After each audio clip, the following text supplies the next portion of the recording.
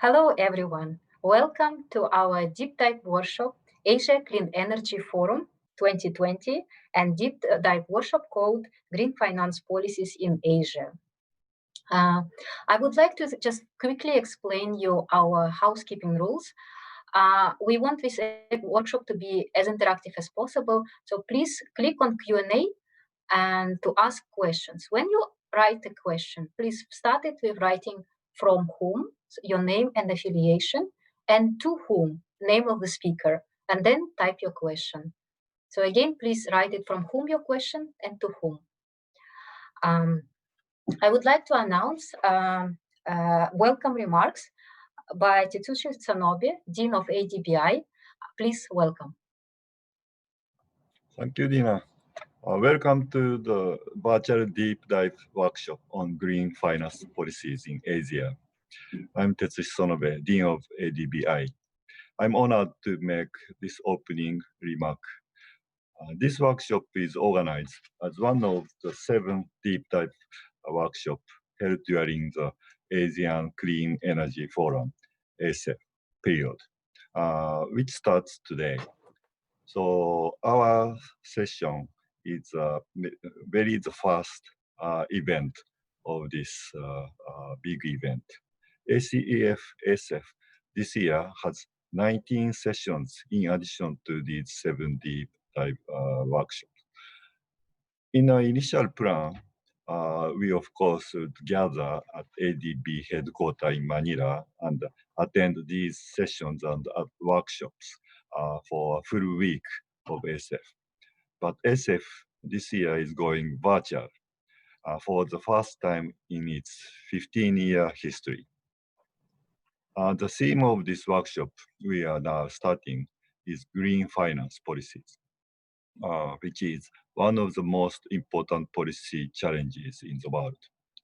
As you know, limiting global warming to 1.5 degrees Celsius above pre-industrial levels compared with 2 degrees is very important. By doing so, the world could reduce the number of people both exposed to climate-related risks and susceptible to poverty by up to 700 million by 2050. According to the United Nations Framework Convention on Climate Change, limiting global warming to this level will require the world to finance $1.5 trillion annually through 2030. ADB has played an important role in scaling up green finance in Asia and the Pacific. Last year, ADB met its first climate commitment to double its climate financing from $3 billion in 2014 to $6 billion 1 year earlier than scheduled. ADB has further strengthened its climate target to ensure that at least 75% of its operation to be allocated to climate adaptation and mitigation efforts. And it will provide $80 billion for cumulative climate financing by 2030. ADB has issued green bonds of $5 billion. So it is working on a number of new and innovative co-financing programs with public and private partners. Of course, this is a big challenge everywhere in the world. But it is particularly challenging in Asia and the Pacific, where energy demand is growing rapidly due to economic growth, population growth, and improved energy access. A major shift in investment patterns will be needed to ignite green finance in the region, which is a growing focus of government policies. Increasingly, new measures supporting green finance are being implemented. In Asia, such as green bond standard, green bond grant schemes, green loans, sustainability disclosure and the reporting requirements. And so we will discuss these very challenging but exciting issues today. Four invited speakers will make these presentations. First, Ms. Cecilia Tam, team leader of Clean Energy Finance and Investment Mobilization, OECD, will present on the opportunities to scale up clean energy finance and investment mobilization in emerging Asia. Welcome, Ms. Cecilia Tam. Next speaker is Ulrich Boltz. Professor Boltz is a director of SOAS Center for Sustainable Finance, SOAS University of London, and he is a senior research fellow of German Development Institute. And he is also one of the advisory committee member for ADBI. He will make presentation on mitigating climate-related financial risks in the energy sector. And then third speaker is Ms. Miho Kurosaki, head of Japan and Korea Research, Bloomberg NEF. She will make presentation on sustainable finance in Asia Pacific. Will COVID-19 block its growth? Welcome, Kurosaki-san. Then the fourth speaker is Mr. Thomas Kaberger, Chair of Executive Board, Renewable Energy Institute. He will make presentation on market risks and the marginal costs, the advantage of renewables. Welcome, Mr. Kaberger.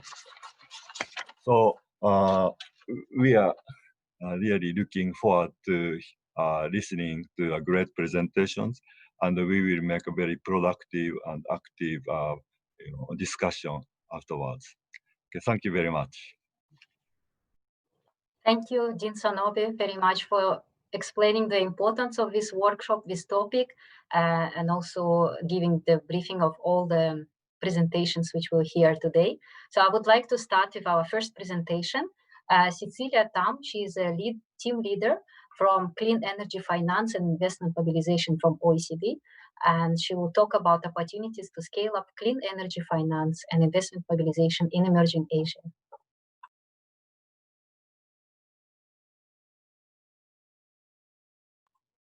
Please, Cecilia. Thank you very much. First of all, I'd like to thank Dina and ADBI for inviting me here to share some of our findings from the OECD work, as well as a few words on the program that I'm heading. Before I start on the substance, perhaps just a few words about the OECD. We are, for those of you who are not familiar, we are an intergovernmental organization which works with governments to develop better policies for better lives. We are the only intergovernmental organization with reach across branches of all branches of government. And we have the Center on Green Finance and Investment, which provides cutting-edge research and analysis to help support policy development. And it also holds the annual Green Forum on Green Finance and Investment. Apologies, I'm having trouble advancing my slides. Okay, there we go. Hopefully that should now advance. This forum will now take place this year on the 8th of October, and there will be virtual options to join to that event as well for the first time, as is the case of this ESEF event. The center's leverages its OECD's policy and economics expertise, and it provides a platform to allow leaders from industry, government, and regulatory institutions, the finance sectors, academia, and civil society to come together to help identify key actions that they can undertake to solve major climate change issues, and really help to spur developments and innovation in the green finance sector. What we see here is to address our sustainable development and climate change impacts, we need to scale up significantly investments going into the clean energy space. We see that an estimated nearly 7 trillion a year will need to be invested in sustainable infrastructure investments. And if we look only at the energy sector, an estimated 2.7 trillion will need to be invested in low carbon infrastructure investments. These investments are significant and will really require a significant change in how the finance sector is funding the infrastructure. However, even if these numbers appear to be very large, what we've seen in our analysis shows that a climate compatible policy package can help us increase long-term GDP growth. If we look at the investment requirements in the power generation sector, you can see here that compared to our current level of funding and the allocation of investments across fossil, renewable, and other low carbon energy technologies, we need to see a reshifting or a realignment in our investment flows to more low carbon technology options, including renewables, really driven by solar and wind technology shown here in green, as well as other renewables such as hydro and bioenergy resources, together with other low carbon generation assets such as nuclear and carbon capture, utilization, and storage. And as the Dean mentioned, a lot of those investments, or the largest share, will really need to come from Asia. And here you see the splits across some of the major economies. And in the case of Asia, big reshifting in funds into in China, India, and Southeast Asia to really grow investments in low carbon power technologies, particular solar and wind, other renewables, but also other low carbon sources such as CCUS and nuclear. The OECD work in terms of how to prepare financial markets, we, together with the World Bank and UNEP, released a report called Financing Climate Futures. And this highlighted 6 transformative areas to really help align financial flows with low emission and resilient infrastructure. The 6 areas that we're looking at are these are the 6 areas that governments can lead on to really set transformative change into the financial markets. And this includes planning infrastructure for a low emissions and resilient future, leading innovations to really help support technologies and the creation of institutions and new business models, public budgeting, the reset of the financial markets to be aligned with long-term climate risks and opportunities, rethinking development finance to be aligned with climate, and driving a lot of this change through the creation of sustainable cities. There are too many areas to cover within this analysis, but for the purposes of our discussion today, I would like to focus on just the first being resetting the financial system to be aligned with long-term climate risks as well as opportunities. We have seen really 2 major challenges in creating a sustainable financial architecture. The first is the need to scale up all types of infrastructure finance. And the second is to shift finance to the right types of infrastructure. And here we're looking at providing the tools and the policies that will allow the financial system to become more aligned, and the need to really scale up in a significant way the amount of finance going into low carbon infrastructure. Important areas to really set this transition will be to mainstream climate considerations in all investment decisions and strategies. Investors to do that will really need to have the right policy signals from government. And governments can really play a role by improving the disclosure and requiring investors to disclose climate-related risks and opportunities. We are seeing significant movements in the financial sector and different initiatives that are really spurring a lot of these changes going forward, with a number of initiatives really rethinking how they are investing in long-term infrastructure. There's also a need to rethink financial supervision so that we can better align with long-term financial stability and climate change impacts. And some of the work going on, including in Asia, on taxonomies for sustainable finance will be a big move in this area. We've already seen a huge scale up in green bonds, and some of the taxonomies have actually come out of the green bond taxonomies around the world. There's also a need to, secondly, rethink development finance to align development finance for climate impacts and to allow limited development funding to really help scale up investments in emerging economies.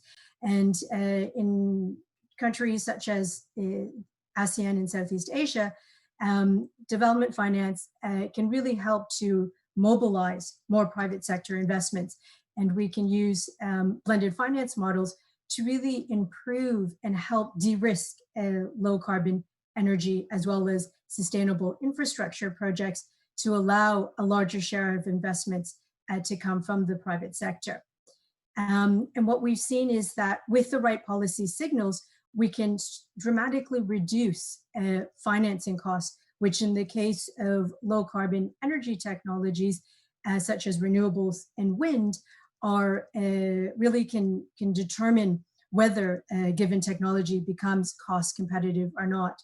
So really wanting to highlight that there is a need for governments to set predictable and transparent policies to really support the development of renewables and help to lower costs and make them more competitive. As you can see here, you see different maturities of renewable development combined with policy with countries at the top right having very high shares of renewables and availability of finance being very high with more attractive project finance being the norm. Whereas in the middle grouping of countries where you see China and India, sort of a scale up of renewables in these markets with new financing models coming into place and rapid reductions in costs. Whereas on the bottom left, you see Indonesia and Vietnam, which have which are in a more initial phase of their renewables development, and where we need to see more supportive, conducive policy environments to really help drive down the costs of renewable technologies through making available more effective financing conditions and the introduction of more innovative financing, including through the support of development finance and blended finance options that can help drive financing costs down and allow those markets to fund a greater portion of their investments. And finally, I just wanted to say a few words about the program that I'm heading, which is funded by the Danish government and which will be working with 5 emerging economies. 4 of these are in Asia, to really help set the right policy environment to facilitate more finance and investment going into the clean energy space. And this program has 4 main activities. First is a policy review to help governments identify some of the major policy barriers. And this works across all governments. So it's not about just setting the right clean energy policies, but also about setting conducive financial market regulation, investment policies as well as environmental policies that can really help us leverage and attract more private sector investment into this space. We'll also be providing technical assistance to develop stronger policies and new innovative financing instruments. We'll also be holding in-country investor dialogues to bring together the key clean energy finance stakeholders across government, industry, as well as the financial sector to facilitate matchmaking and development of new financial institutions and innovations, as well as providing opportunities for regional peer learning. I'd like to stop here. Thank you very much and look forward to the discussion later on.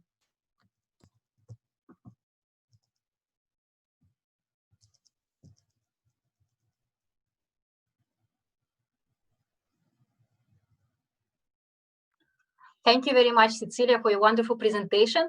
I think was very nice data what you showed, that Southeast Asia needs to double its annual investments in order to reach sustainable development goals, right? Comparing to, let's say, China and EU, which only need to increase it by a fraction, but Southeast Asia need to double.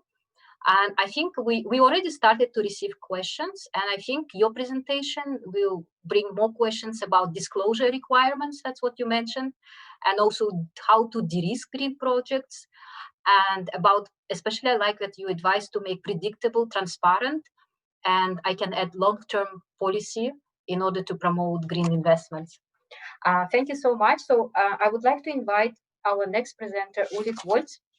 He's director of SOAS, Center for Sustainable Finance, SOAS University of London. He's also a senior research fellow from German Development Institute, and he will talk about mitigating climate-related financial risk in the energy sector.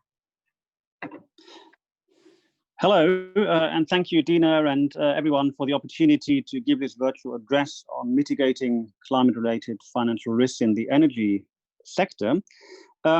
I've been having some troubles with my internet connection lately, and I'll actually have a technician coming today to fix it. But to increase chances that the connection will hold up, I will not turn on my video, so apologies for that. Dina, could you please move the slide? Thank you. So there are two major climate-related financial risks. And many of you will be familiar with that, but I think it's important to emphasize that. So there are physical risks and transition risks, and physical risks relate to the damage caused by climate-related natural catastrophes, such as typhoons, hurricanes, and so on, but also to chronic effects of climate change, such as through higher temperatures and rising sea levels. And for the energy sector, there are several material physical risks. So energy, utilities, or grids could get damaged through climate-related disasters. But there could also be risks from, say, lack of cooling water because of a drought. So physical risks are very straightforward, and obviously these need to be mitigated for existing utilities, but also for those that are being constructed. Then the second risk or category of risk is transition risk that can arise from policy changes and changes of legal frameworks. And the most obvious risk in the energy sector would be a meaningful carbon tax or laws that outlaw emissions. And at least in some regions, there seems to be increasing appetite for doing so. But it's also technology risk that really matters for the energy sector. So we have renewable energy becoming ever more efficient and competitive. And if we take coal, for example, coal is in many cases no longer competitive today. We also have big changes happening in the transport sector, for instance, where electrical cars are on the rise. So these technological changes will have major implications for the energy sector, and these risks need to be accounted for. And then last but not least, we also have market and reputational risks. So customers may turn away from fossil fuel-based energy. business partners and financiers may no longer be able to afford doing business with coal and oil companies or also gas companies. And we just recently had a example that made a lot of waves with Siemens, the technology company, wanting to supply technical equipment to the Admani mine, Australia, which caused a huge uproar and huge reputational damage. And we will likely see more of that. Next slide, please.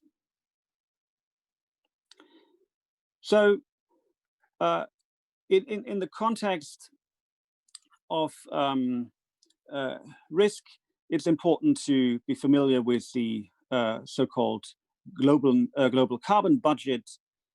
Carbon Tracker, an NGO in London, estimates that at the beginning of 2020, the world has a carbon budget of around 500 gigaton CO2 left for a 50% chance of success of staying below the 1.5 centigrade limit of global warming and avert catastrophic climate change. So basically, we have a lot of fossil fuel in the ground that have been already identified, that are already on the balance sheets of companies, but there's a limited amount of this that can be burned if we are serious about achieving the Paris Paris climate targets. And at the current rate of around 43 gigaton CO2 per year, the carbon budget will be exhausted in the year 2031. So basically just a decade. And if we're serious about cutting emissions and achieving the 1.5 centigrade goal, or 2 degrees for that matter, and then you have a bit more carbon budget left, then very clearly this has implications for the fossil fuel sector and all the sectors that are linked to that. Next slide, please. So there is a huge risk of stranded assets in the energy sector related to fossil fuels. And so estimates vary, but recent estimates from Carbon Tracker suggest that oil and gas majors alone are exposed to stranded asset risk in a low carbon world of more than $2 trillion by 2030. But it's not only oil and gas that are at risk. Coal is also higher risk. To meet the Paris target, 1 coal unit per day would have to close between now and 2040. So the coal sector is really facing huge challenges. And in fact, already now, a large part of the coal sector, around 40% in 2018, was not profitable. So with all the changes that will be happening, climate policies, but also the advancement of renewable energy technologies and so on, coal will suffer even more. And so there is a huge risk in the coal sector. And there's, of course, different factors driving the energy transition, and these are very much related also to the transition risks that I mentioned in the beginning. Next slide, please.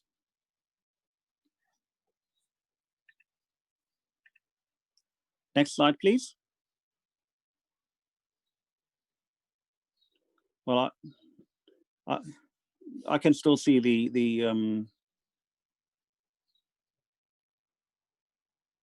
oh, okay, I can't see that one. Okay, sorry, but that's the right one. So the fossil fuel system comprises, of course, of different levels.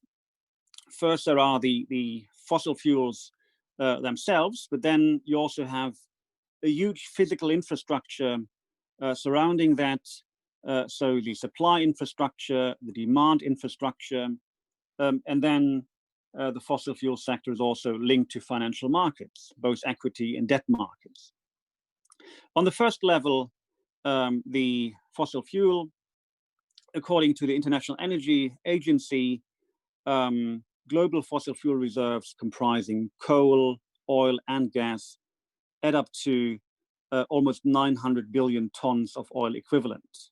So that is a lot. And of course, different depending on the valuation of these assets, you will have different numbers. And Carbon Tracker estimated these to be between 14 and 129 trillion dollars. So these are enormous amounts.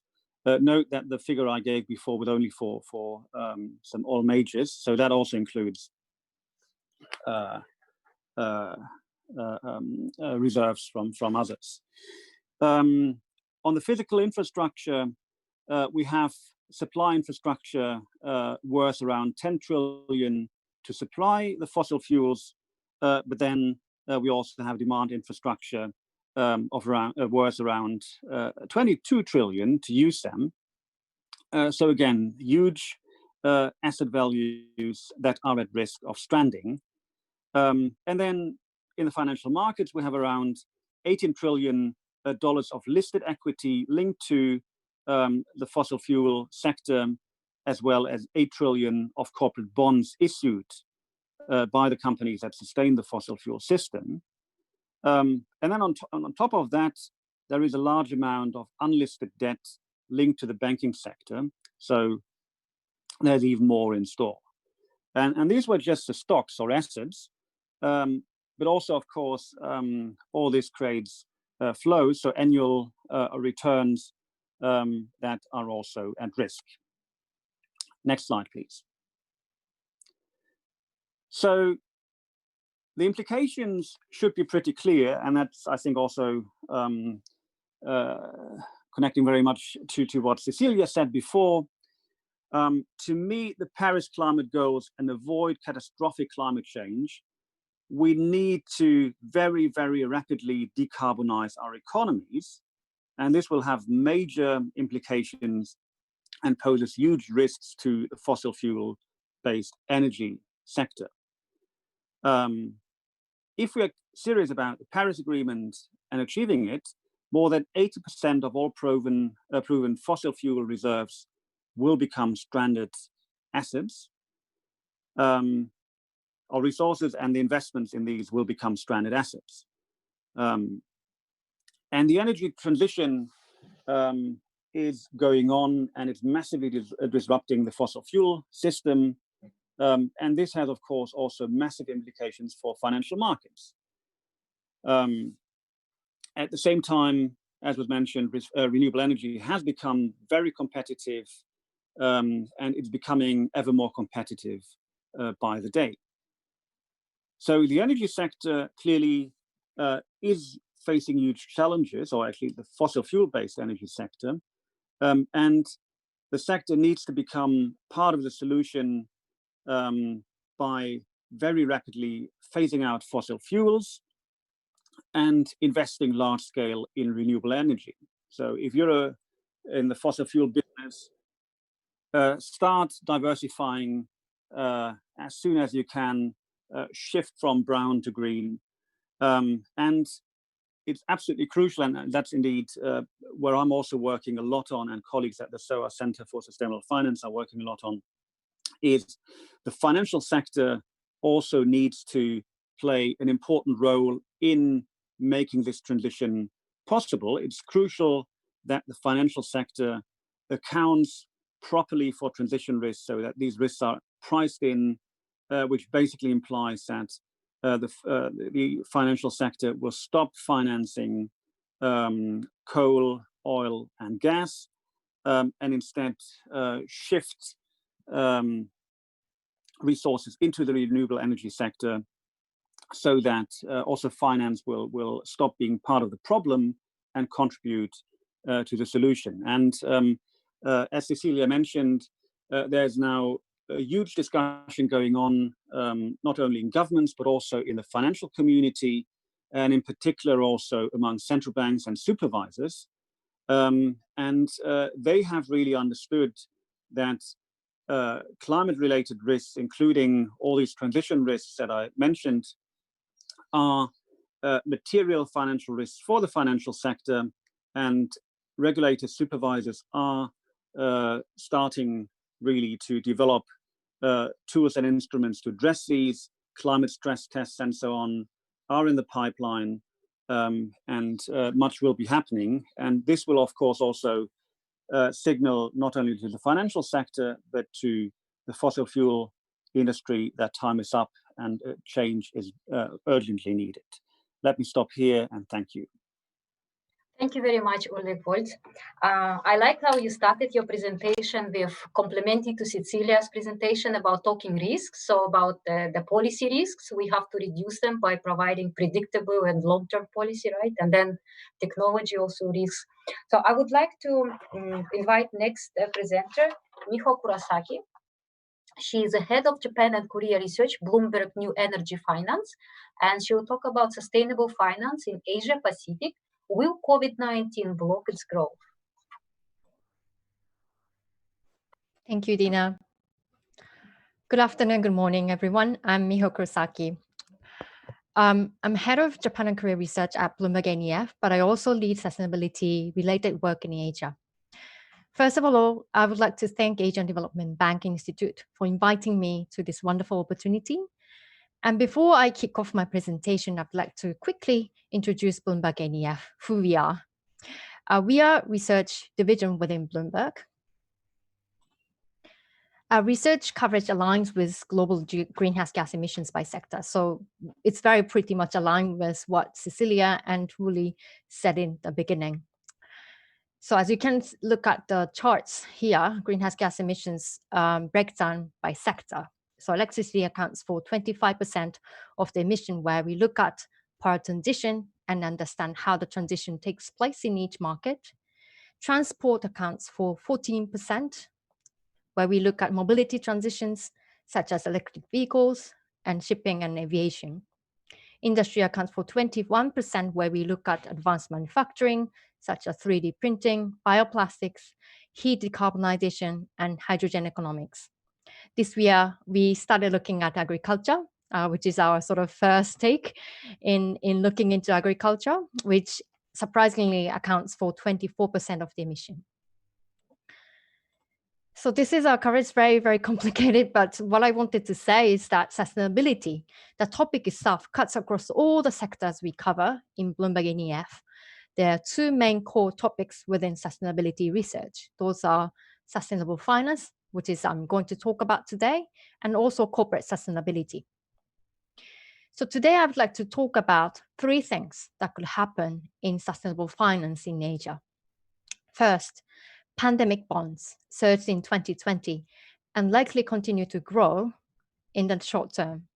Second, sustainability-linked loan will meet corporates' long-term sustainability goals, and it will gradually increase in midterm as the pandemic stabilizes. The third, the issuance of green, social, and sustainability bonds will keep growing, and it's backed by corporations' commitment to global initiatives such as TCFD, Task Force for Climate-Related Financial Disclosures, as Uli talked about, and RE100, global initiative to procure clean power for corporations. In addition, many countries in Asia are unfortunately very vulnerable to climate change. On the other hand, there are plenty of renewable energy resources that we think will be materialized by 2030, when cost of renewables will outcompete with fossil fuels in many parts of Asia. So global sustainable debt annual issuance has reached 476 billion in 2019. The notable increase was coming from sustainability-linked loan in this yellow section in the charts. And I will come to that later in my presentation. In 2020, however, the sustainable debt issuance has slowed down slightly in May, and instead, the pandemic-related bonds surged. In total, pandemic-related bonds were issued 164 billion within 5 months only. In Asia, this is Asia Pacific picture. The overall trends are very similar to global, where the total issuance has surged in 2019. And most of the contribution was coming from China in red in the charts, as you can see. But in 2020, we see almost equal split between the major economies in Asia. When we take a closer look at each category in 2020, green loans, this is actually APAC regions. So green loans and social bonds stood out the most. Most of the issued green loans will be used for the offshore wind projects in Taiwan. According to our offshore wind forecast, Asia will attract 78 gigawatts of offshore wind projects by 2030. So we will see more growth opportunities for green loans and green bonds in the region. On the other hand, green bonds, sustainability bonds, and sustainability-linked loans have slowed down in 2020. However, I think these debts will likely grow in the long term. Before I explain the reasons, let me briefly talk about sustainability-linked debts. Traditionally, sustainable debt products are proceeds-based, so such as green bonds or social bonds or sustainability bonds. Those use for proceeds are specified in clean energy projects, so clean transport or energy efficient buildings. However, we started to see behavior-based debts, so such as sustainability-linked loans or sustainability-linked bonds, which we call it as the third wave in sustainable finance. So why has this become so popular recently, as we already saw in the charts for global and Asia?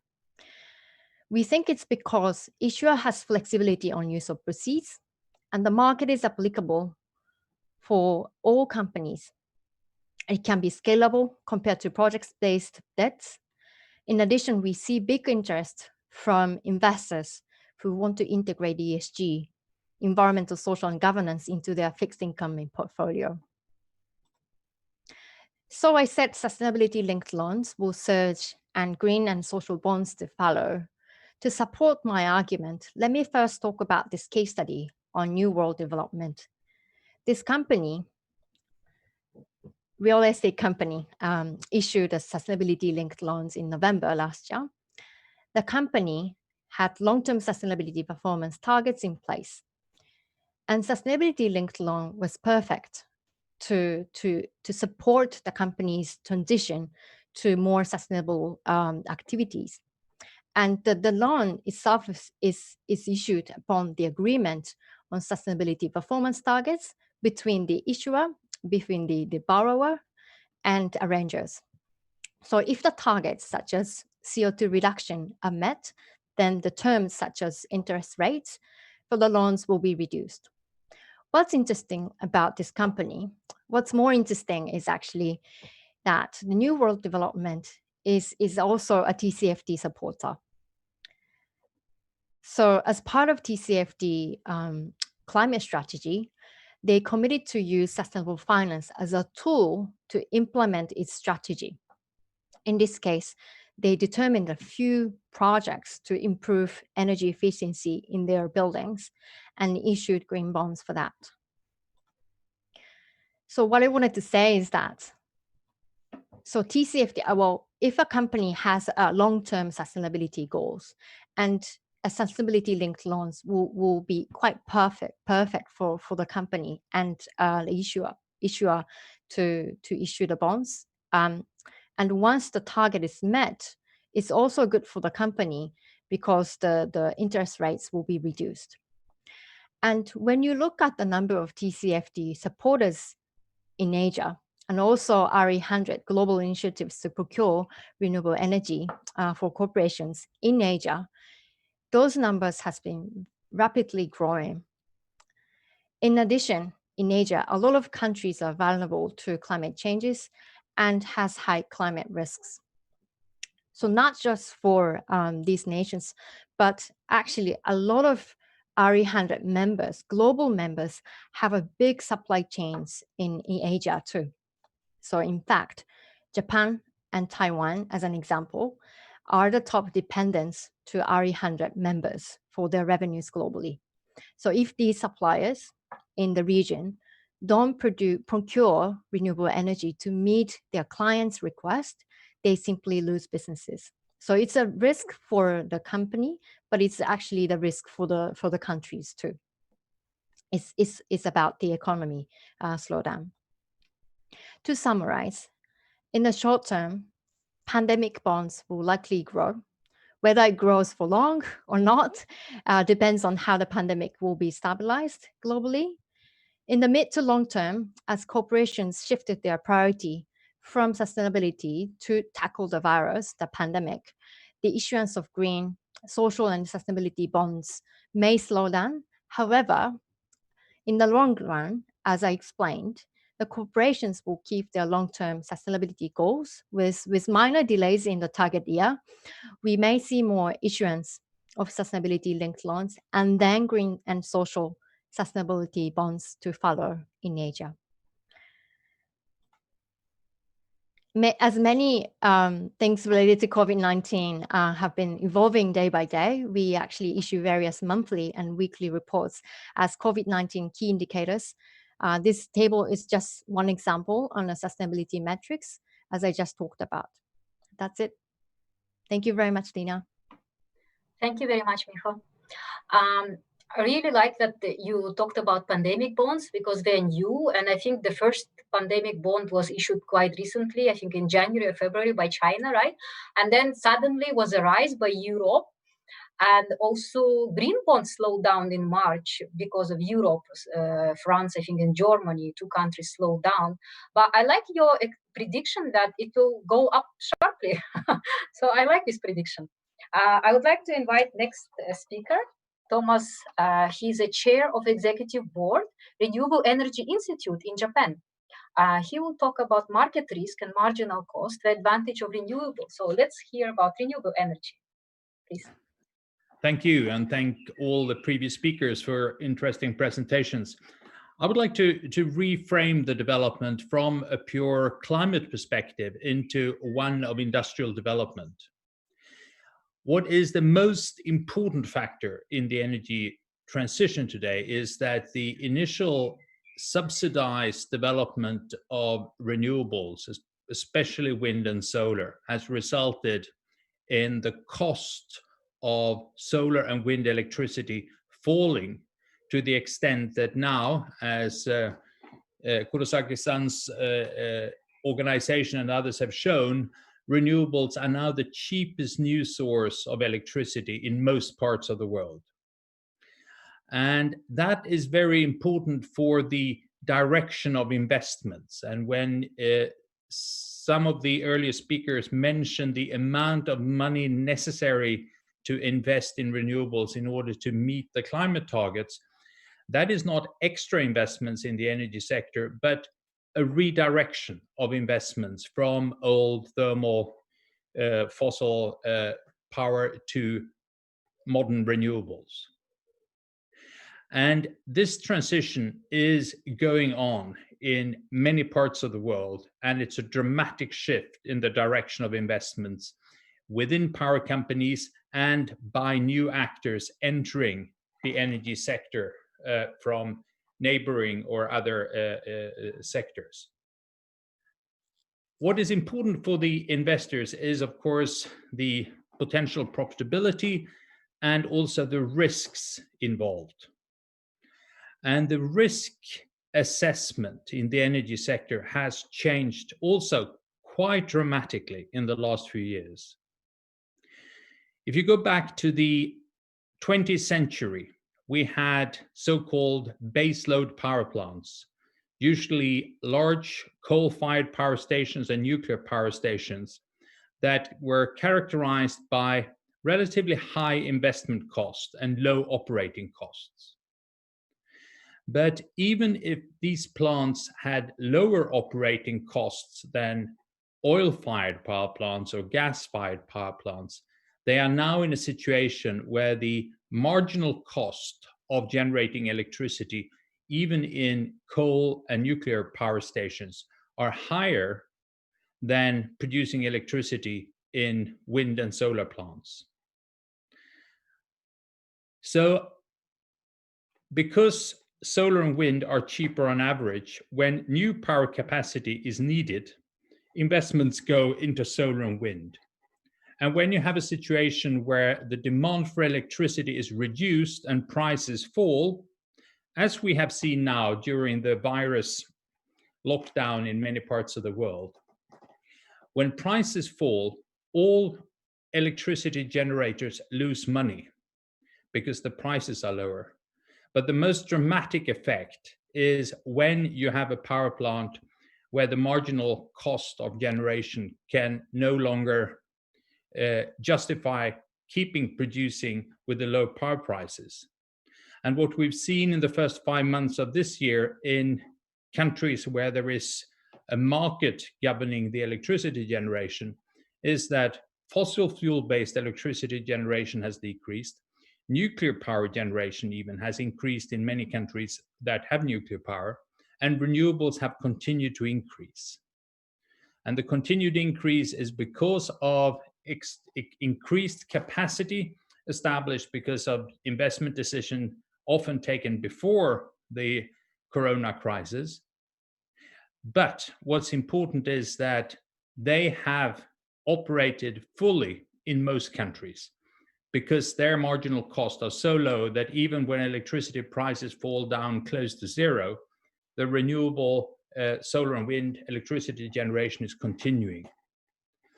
And we have seen over the last few years, and we will see in the coming years, a lot of old coal-fired power stations and nuclear power stations losing value and often being shut permanently. In some countries, there are still significant political risks in investing in renewables. And these are related to the fact that in many countries, the old power companies are not only power companies in the sense that they are generating electric power, but they're also politically powerful. And you see in some countries that the owners of the old thermal power stations have been allowed to regulate or rule the electricity grid so that they can shut down or curtail solar and wind generators, despite the fact that solar and wind would produce electricity cheaper than the old thermal power plants. And in some countries, this has proven to be an investment risk to those who have invested in renewables. But it's also something that's detrimental to the economic efficiency of the electricity system and to the countries that allow this to happen. So I would say that one of the most important advantages of renewables is that the low marginal cost is making them in the market, electricity market, more financially stable than the fuel-based electricity generation that has to shut down completely when electricity prices fall. And they lose all income while the owners of the solar and wind plant only have their incomes reduced. So what we have seen in many parts of the world in the last few years, that renewables increase when investments are needed, and fossil and even nuclear decrease when there are low prices. That will continue and will become the global trend, which will, by pure market mechanisms, contribute to solving the climate challenges. And that is quite an encouraging perspective, in addition to the strong need to meet the climate challenges that we have heard from others. Thank you. Thank you very much, Thomas, for your brief explanation about renewable energy. Although green finance, it's not only about renewable energy, right? It's also mitigation and adaptation. But definitely, so far, if I'm not mistaken, the largest portion of green bonds, for example, invested in renewable energy. So in the renewable energy is really large part for green finance. And I like that you talked about curtailment, which is usually people don't talk about curtailment, shutting down renewable energy when we talk about green finance, but I think they are both should be together because curtailment policy, that's what Cecilia said, we want predictable long-term policy, and curtailment, opposite to that. It's exactly unpredictable and just happening policy, which investors afraid of that. It's quite, I think, technical terminology, curtailment. So for those who don't know, I just say that it's shutting down solar plants and wind turbines for some short period. So I would like to pass other reasons than market reasons, because then it's just being outcompeted. But curtailment is being forced to shut down despite being able to offer electricity and lower prices than others. Yeah, that's very, very important. Yeah, it's a forced shutdown, not voluntarily.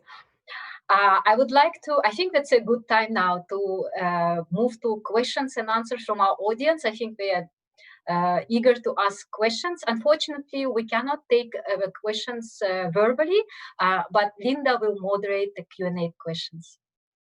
Linda. Hello, everyone. My name is Linda Arthur of ADBI. Let me just go through some of the questions here. There are quite a few, so I will apologize in advance if I don't get to all of your questions. Let's start off with a question for Cecilia. The distributed energy sector in Southeast Asia and beyond is facing financing constraints. On the one hand, projects are too small for traditional project finance modalities, while the nature or type of structure does not allow for collateralized loans. What do you see as a means forward in financing to scale up this renewable energy project size? Thank you very much for the question. It's an excellent one. And we see in Southeast Asia that there is a mismatch in terms of what different investors or financial players are looking for in terms of sustainable finance projects and what is currently available. I think there is a need for interventions that can help to aggregate and scale up projects.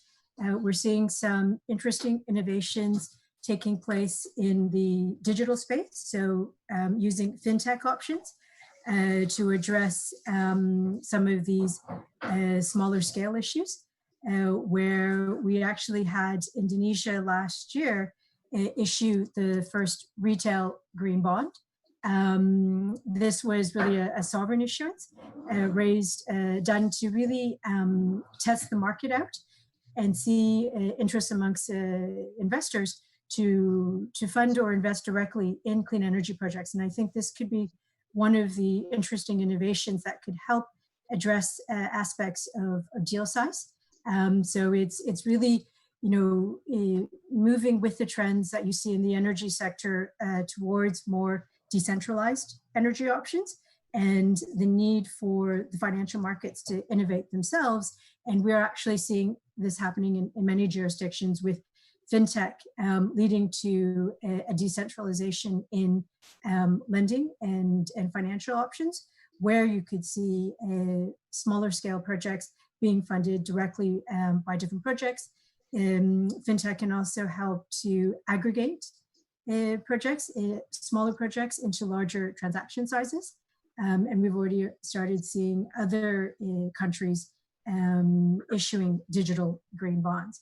I talk only about fintech in this example, but there are many other financial innovations that could take place, either led through sovereigns or through some of their development institutions that can help and act as an aggregator of projects to deal with the issues of small scale sizes.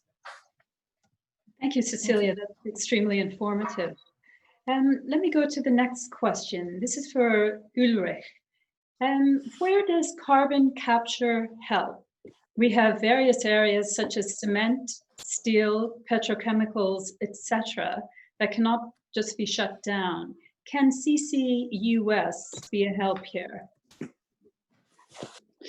Well, there has been a lot of discussion about carbon capture and storage for a long, long time. And indeed, a lot of the oil majors have tried to push this forward. But I would say for the time being, this is not really available on a large scale and in a meaningful way. So I think it would be frankly foolish to rely on carbon capture storage. I mean, not saying that this technology cannot be developed further, but if we look at the scale of the challenge we're facing, it's very clear that we need to exit the fossil fuel-based economy very soon.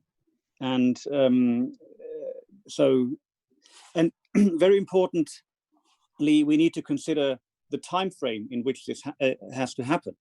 So the climate scientists are very clear. We do have a decade or 2 decades at most to dramatically change our economies, to decarbonize our economies. And we cannot rely on a technology that for the time being is not available. Whereas, and that's the important point, as also Tomasz made very clear, we do have the technologies, the low carbon, zero carbon technologies available, and importantly, available at a low cost. So the solutions are all there. And there are, of course, a lot of vested interests, political economy forces, which are very, very powerful, but we need to overcome them. Can I make a comment on that, Dina? Sorry, Linda, if I may. Please go ahead. Yeah, so I think what Uli said and Thomas said is very, very correct. But we think that there are sectors that can incorporate renewable energy very quickly. But there are other sectors that are sort of hard to abate. That's what we call hard to abate sectors, such as steel makers, cement, aluminium, and so on, so on. So those sectors definitely need some newer type of technology, decarbonization technology, including CCUS and hydrogen. So we have started looking at that, not just for the technology perspective and who's actually investing in that field, but also economics of hydrogen and CCUS. And what we've found so far is that the policy is very critical to enable these technologies, not just for the R&D budgeting issues, but also carbon pricing is a critical enabler for these type of technologies. Thank you, Miho. And I think there are important distinctions between the two things you mentioned, Kurosaki-san, the hydrogen strategy on the one hand and the CCS on the other. And it is an economic issue. And the reason why the hydrogen-based strategies to decarbonize steelmaking, for example, has become attractive is for the reason that renewables have become so cheap that even producing hydrogen can be done at low cost. While it seems that any process with CCS will always be more expensive than the same process without CCS, renewables may actually outcompete the fossil fuel-based production methods. I think that the most challenging part is cement manufacturing, where fossil fuels are not the important source of carbon dioxide by chemical processes. But apart from that, renewables and hydrogen has enormous potential. And hydrogen will also help, hydrogen production will also help balancing the electricity system, which is also a very important opportunity. thank you for that. Miho, a question for you. Will bonds and loans on green-related projects and programs still be honored despite the pandemic? Would you know if green bond providers are finding ways to encourage potential clients to get such bonds despite the challenges we currently face? Or are there plans to put these said bonds on hold? This is a question from Ferris Tanko. Thank you, Linda. So I think I said in my presentation that the issuance of these green bonds have slowed down. It's obvious that the company's priority for their business have dramatically changed from day-to-day operations to tackle the pandemic, to tackle the coronavirus. So, however, what we have seen so far in the past 5 months is that corporations haven't changed their long-term sustainability goals.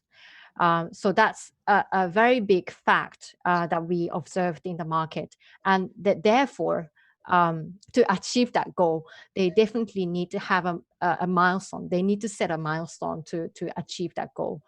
To reach a small steps, financing instruments, sustainable financing metrics instruments can be a very big, useful and helpful tool for both issuers and arrangers and financiers too, because financiers also looking for opportunities to leverage their expertise in green bond market. Thank you, Miho. Thomas, question for you. Are gas projects really going to get stranded the same way as coal projects? I would think they are very different in terms of green risk profile. Well, if you look at the greenhouse gas emission and that kind of policy risk, many natural fossil gas projects suffer from the fact that burning the gas is a source of carbon dioxide, but in addition you have leaking methane that also is a powerful greenhouse gas, and the environmental risks from leaking gas is a significant environmental risk. But again, I'm more interested in how the industrial dynamics is going to work out. And I think that we see now that the cost of extracting fossil gas, such as shale gas in the US, is quite high while prices are low. And the cost of producing hydrogen is dropping. And the opportunity that is evolving to use periods of low electricity prices to produce hydrogen that may be fed into the natural gas grid and largely substitute and outcompete fossil gas is going to be an increasingly interesting opportunity, and thus a risk to those who invest in natural gas developments. Thank you very much for that, Thomas. For Cecilia, a question from Thomas Brio. Can you provide some examples of the right policy signals that you think would stimulate further climate investment in Southeast Asia? Sure. I think what we need to see is stronger commitments to addressing and creating sustainable infrastructure frameworks. This can include ensuring that there is a clear and communicated short, medium, and long-term strategy towards that sustainable transition. If we just limit the remarks to energy, we're here looking for clear targets around investments and rollout of renewable and other low-carbon energy technologies, together with that transparent, predictable energy and renewable energy policies. I would say also, if we are focused on the renewable power space, that we have power purchase agreements, which are transparent and long-term. Many of the countries in Southeast Asia have vertically integrated power systems, some with single bio models. And you need to ensure that if you're trying to attract more renewable generation investments, that investors, project developers, can see that any investments that contracts will be honored. There is also a need to ensure policies address curtailment risks that we have talked about. There's also a need to improve some of the planning on the power development side. So if we just give an example, Vietnam last year had an extremely successful rollout of solar PV.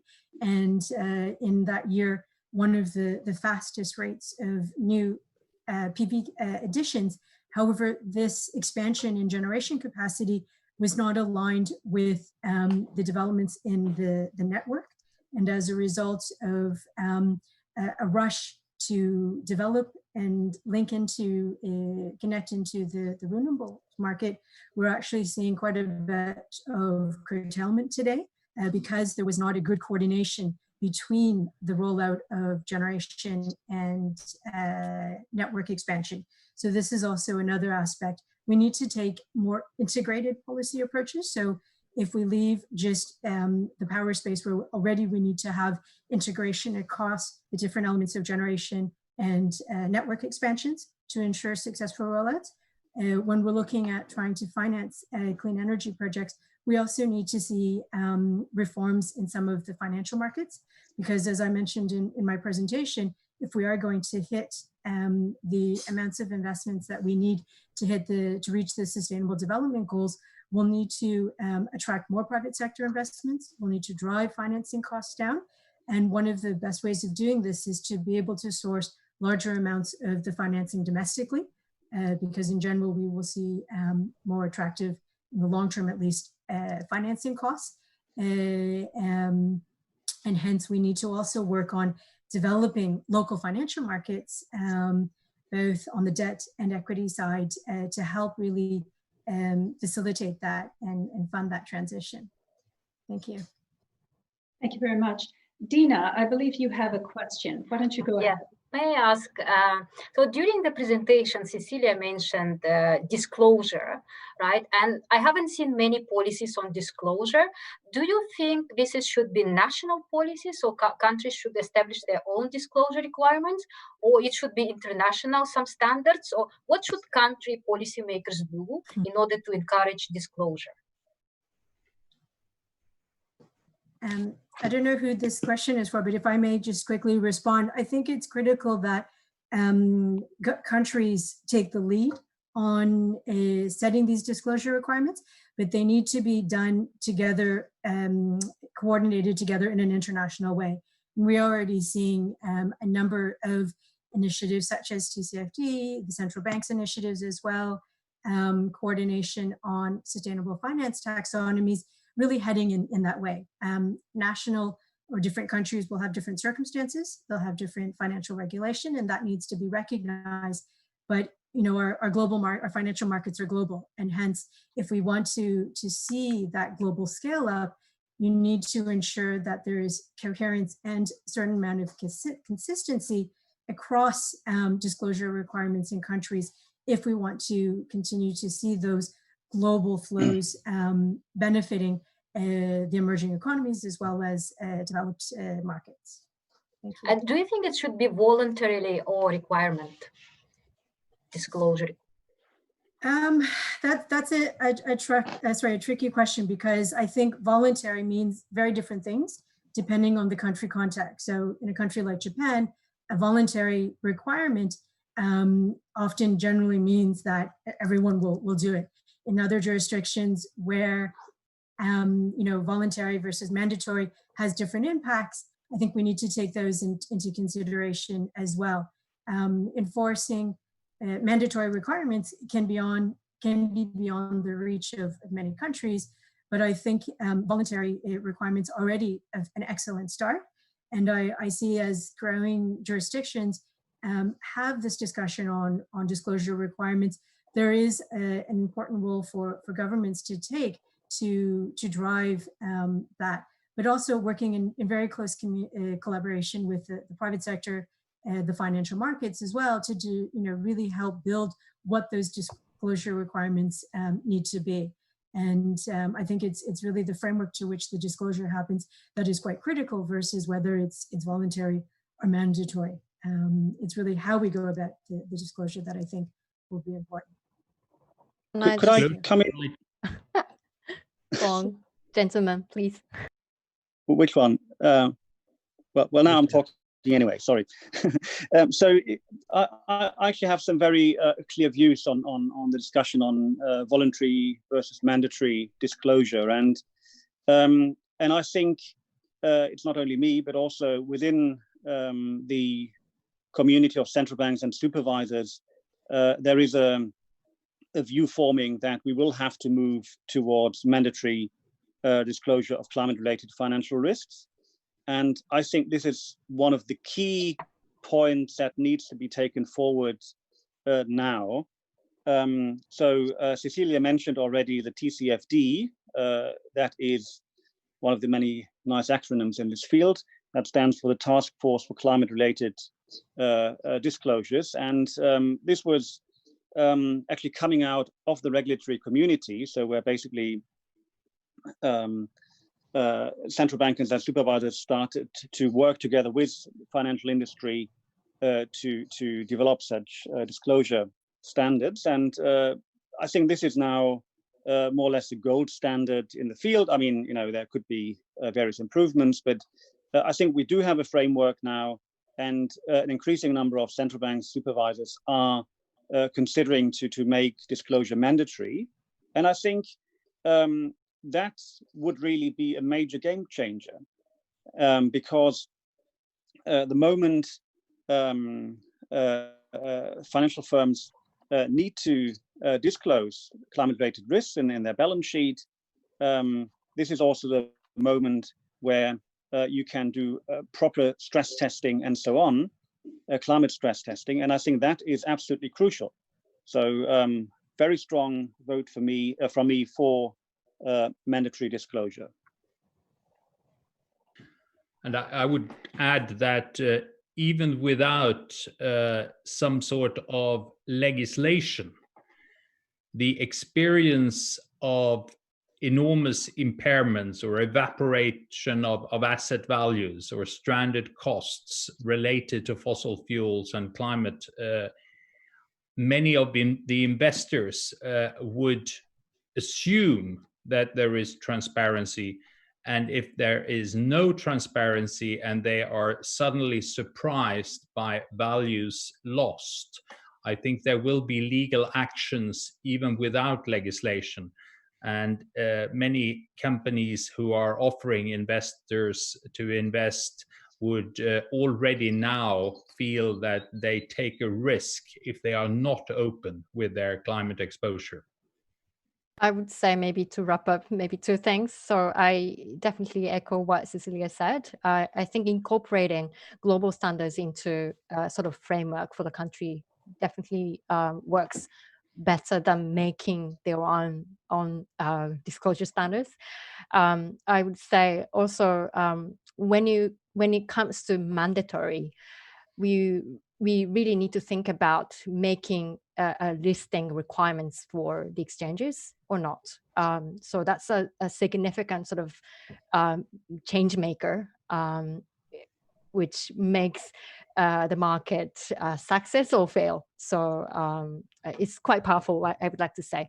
As an example, I think in the Philippines, actually, the stock exchange actually recommends a few different global standards for listing companies to refer to. It's a voluntary disclosure. It's not a requirement, the voluntary guidelines, which I think is working well. I hope it's getting better on the disclosure side of things.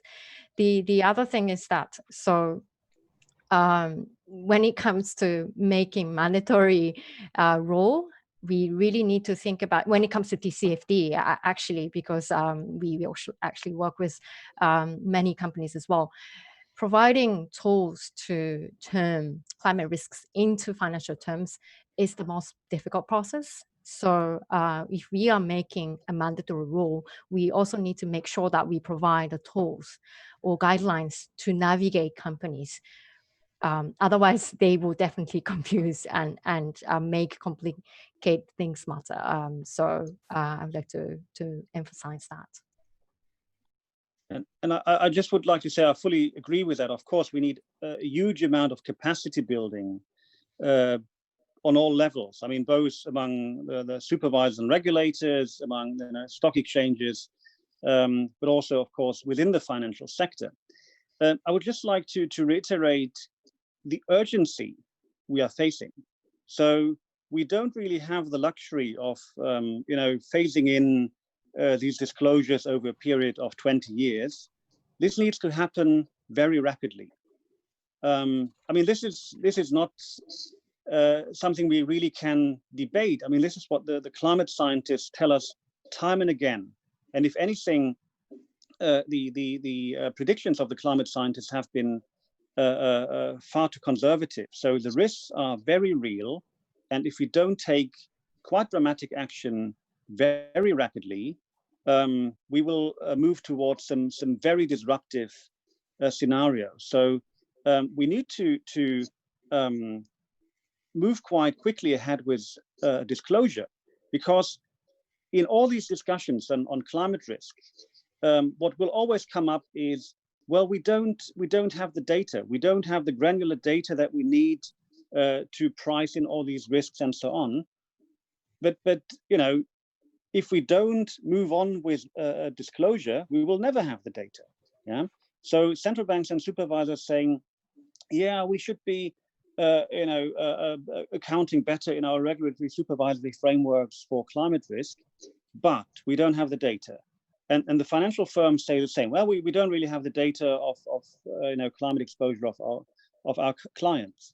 And so if we don't get that right, we have a big problem in the whole low carbon transition. And it's not easy, but we do need this capacity building. And of course, all these frameworks that are being developed, and TCFD included, are imperfect.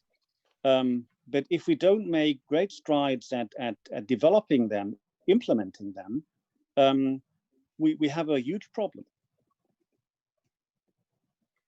Thank you very much for that. Perhaps just one more question, because we are running out of time for the Q&A, and apologies again to any questions that we're not able to get to because of the time constraint. This is, it's not directed to anyone in particular, so anyone who feels comfortable answering it. How do you think the impact of technologies such as blockchain might affect or disrupt the energy sector?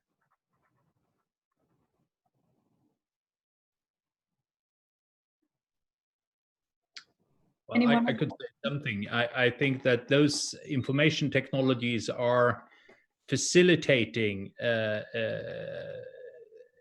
the transition, and with the increased complexity and mix of different scales that solar and wind will result in, it is very useful to have that kind of technology assisting in managing a more complex trading system. But the really important underlying factor is still the cost of generating electricity. But the information technology will facilitate it, make it easier and faster. Thank you, Thomas. To just add on that, Cecilia already referred to blockchain, being a way of facilitating the financing, especially of smaller scale projects. So I think when we look at sustainable finance, there is actually a quite significant potential that fintech and blockchain technologies can play. But this is still fairly early stages. But I see that as an important field. So and there's lots of interesting stuff going on at the moment, all very small scale, very early stages, but could be a game changer. But as Thomas said, I mean, the main underlying issue is really the change in the energy technologies themselves, and the physics of climate change. I want to also add that blockchain technologies are going to be very important when we talk about data and reporting and disclosure, because one of the concerns that investors have and project developers is also around performance. And blockchain technologies, the Internet of Things, sensors, provide us an incredible wealth of near real-time data on performance. This provides significant confidence for investors, for banks who are looking to develop or fund projects. It also gives governments, project developers, better confidence in terms of planning of this clean energy transition, because you have the evidence base that renewables is not as unpredictable, let's say, of the technologies as we imagine, that we have growing evidence that there is can be a shift in the way renewable dominated, even variable renewable dominated power systems can actually become more predictable, and we can better operate these power systems as we have more experience, more data and analytics to really help verify that predictability aspects. And I think from a technical performance perspective, blockchain can really help on some of the operational aspects. But I actually think it's a very interesting and very exciting opportunity from the finance side that as we get better data, investors who were a bit unsure or unconfident about the performance of variable renewable technologies or energy efficiency technologies, this can also apply that this sort of risk reward profile is better evaluated. And we have the analytics for that, and they're near real time. So this is also very impressive. There isn't this 1 or 2 year lag in the data. Investors can actually see the performance of the assets that they hold or are interested in investing in. And I think this can really provide a catalyst for a major shift in funding flows into these new both efficiency and renewable energy technologies. Thank you, Cecilia. Miho, I see you nodding. Did you want to add anything to that? Oh, just maybe a quick thing. I know we are sort of running out of time. So I think enabling blockchain in Japan, especially, we really need to think about how to enable, how to sort of talk to governments, because it's all about the regulatory framework for the distribution networks, how data is sourced, how, again, data and disclosure framework. So we really need to think about the regulatory framework. Okay, very good. Thank you. And thank you to all for your questions today, to the audience. There may be a vehicle for getting questions to the panel members after the webinar. And to our speakers, thank you very much for your very informative answers. Now I will turn it back to Dina. Thank you, Linda, very much. So we had wonderful presentation and questions. So I would like to invite Dean Tetsushi Sonobe to give his closing remarks. Okay, thank you, Dina. Yes, I was thinking what to say at the kind of wrap up, but the panelists are so wonderful that they are just not answering, but also wrapping up the discussion. So I have nothing left to me, so I don't have anything to add other than that the issue is so interesting, so important, and then changing very rapidly in terms of technology, in terms of the people's perception, and then the new green bonds and sustainability bonds, and then also the kind of innovation in policy making, which have had how to say emerged as a result of the technological progress and other maybe financial technology and those things. So yeah, situation is changing very rapidly. So 90 minutes is not enough to have a real deep dive workshop. So in order to have a really real deep dive workshop, we need more time. But because the things are changing rapidly, rather than having a lengthy session, it may be a good idea to have a kind of rounds or waves of this kind of workshop. So I expect the next opportunity to have this kind of informative stimulus, nice workshop. Okay, thank you very much. Thank you.